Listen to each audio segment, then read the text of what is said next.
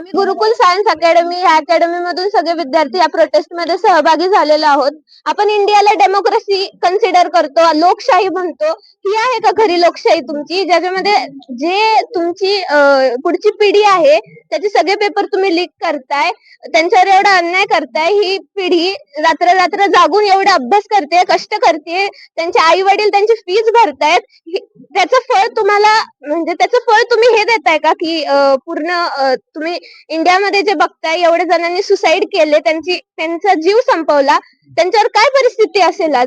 आम्ही कोणत्या पक्षाकडून नाहीये अशा कोणत्या, फक्त आम्हाला एकच आमची मागणी आहे की जे तुम्ही पेपर लीक करताय हे थांबवलं पाहिजे. आम्हाला आमचा न्याय मिळाला पाहिजे आणि तो आम्ही मिळवूनच राहणार.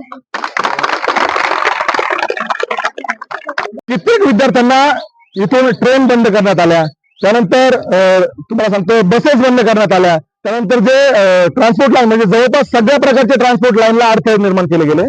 अशा पद्धतीने विद्यार्थी या भारत देशाचं भविष्य असलेल्या विद्यार्थ्यांचं आंदोलन चिरडण्याचा प्रयत्न केला जातोय, त्यांच्याशी गद्दारी केली जाते, त्यांची फसवणूक केली जाते.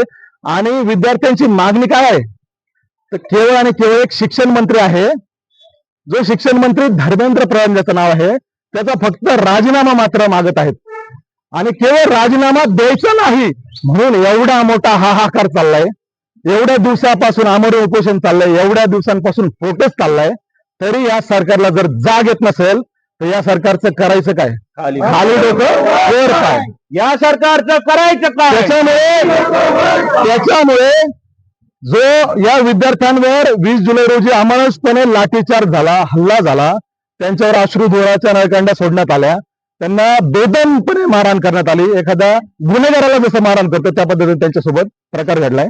त्यामुळे या निषेधार्थ आणि काल दिनांक 22 जुलै रोजी सर्वांनी डॉक्टर बाबासाहेब आंबेडकर उद्यानामध्ये सर्व शिरूर शहरातील वेगवेगळ्या पक्षाचे, संघटनेचे किंवा अन्य सामाजिक कार्यकर्ते असतील किंवा विद्यार्थी असतील, सुज्ञ पालक असतील, सगळे जागृत नागरिकांना आम्ही त्या ठिकाणी आवाहन केलं होतं. ज्याला शक्य असेल त्याला त्या ठिकाणी बोलवण्यात आलं आणि त्या माध्यमातून काल निर्णय घेण्यात आला की आज आपल्याला या ठिकाणी शिरूर बंदची हाक द्यायची आणि त्याचबरोबर या ठिकाणी जो लॉंग मार्च आहे तो काढायचा आहे.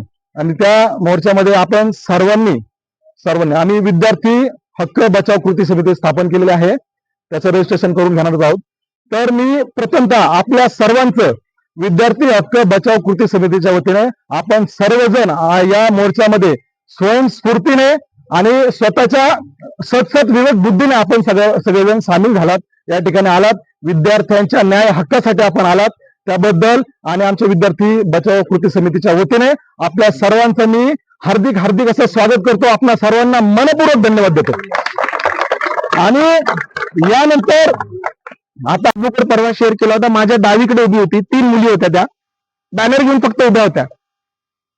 त्या पोलिसांनी काही न बघता पहिला भगिनींवर अत्याचार सुरू केला. कारण आम्हाला वाटलं होतं की मुली जर पुढे असतील तर कदाचित हे मारणार नाही, तेवढी तर लाज उरली असेल. पण पहिला अटॅक हा मुलींवर केला गेला आणि आता साक्षीदार मी आहे. आम्ही जेव्हा मध्ये गेलो आम्हाला एक काठा आणला. दुसरं, तो टिअर गॅस नव्हता, तो नर्व इरिटंट होता. एक वेगळं सोल्युशन असतं. टिअर गॅस हवेत सोडतात, इथे पोलीस आहेत, कोड ऑफ कंडक्ट नुसार त्यांनाही माहिती असेल. त्याने डोळ्याला पाणी येते, हे डायरेक्ट तोंडावर फेकत होते. माझ्या तोंडावर फेकला. त्यानंतर 15 मिनिटं श्वास घेणं पण अवघड होतं. 15 किती मुलं खाली पडली होती. आम्ही उचलायला गेलं आम्हाला मागून मारायचे. ही अमानुषता. हे आपले दिल्ली पोलिसांच्या खांद्यावर तो असतो अशोका सिम्बॉल. विसरले ते की तो त्यांना संविधानाने दिलाय, मोदीने दिलेला नाहीये. आणि ते स्टार आहेत, ती खूप मोठी रिस्पॉन्सिबिलिटी घेऊन येतात आणि ती रिस्पॉन्सिबिलिटीची जाणीव त्यांना करून दिलीच पाहिजे. कोण होते हे सगळे? त्या दिवशी मी पाहिलं हे सगळे विद्यार्थी होते. आणि मित्रांनो, मी शेवटचं वाक्य एवढंच बोलेल, ह्या ज्या शरीराला इजा झाल्या त्या विद्यार्थ्यांच्या शरीराला झालेल्या नाहीये, त्या लोकशाहीच्या आत्म्याला झाल्यात. आणि तुम्ही सगळेजण आज इथे उभे आहात ही लोकशाही वाचवण्यासाठी. मला विचाराल कोणी की धर्मेंद्र प्रधान राजीनामा देतील का? मला माहित नाही. मला विचाराल आंदोलन सक्सेसफुल झालं का? येस, झालं. कारण की त्यामुळे मागचे 10 वर्ष प्रश्न विचारायची हिंमत नसलेले तुम्ही सगळे आज इथे उभे आहेत, केवळ त्यांच्यामुळे. आणि म्हणून त्यांचं आंदोलन, मी म्हणेल अख्खा भारत आज प्रश्न विचारतोय. भारतातल्या प्रत्येक माणसाने भीती सोडून दिली आहे आणि ती भीती सोडल्यामुळे आज प्रत्येक जण इथे उभा आहे आणि प्रत्येक जण प्रश्न विचारतोय आणि इथून पुढे देखील गाव पातळीवर असेल किंवा देश पातळीवर असेल चुकीचे वागले तर प्रश्न विचारा, तो तुमचा अधिकार आहे. जय हिंद, जय भारत.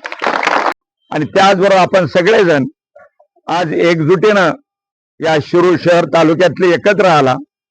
आमच्या शाळेतल्या मुली आल्यात, काहीतरी पाहिलं ना त्यांनी म्हणून त्या पुढे आल्यात. म्हणून या गोष्टीचा निषेध आणि राजीनामा आज या ठिकाणी मागणी आहे. धर्मेंद्रजी यांचा राजीनामा का नको आपल्याला? देशाची मागणी आहे. चुकीचं वागत असेल तर तुम्ही राजीनामा दिलाच पाहिजे.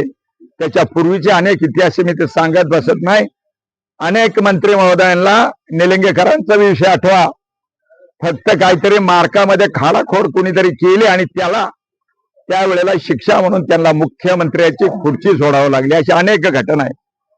त्यामुळे धर्मेंद्र प्रधान यांनी राजीनामा द्यावा ही आपली सगळ्यांची मागणी आहे. ज्या विद्यार्थिनीवरती लाठी हल्ला झाला, काहींची डोकी फोडली, त्यांना न्याय मिळाला पाहिजे असं दिपकेजी यांची मागणी आहे.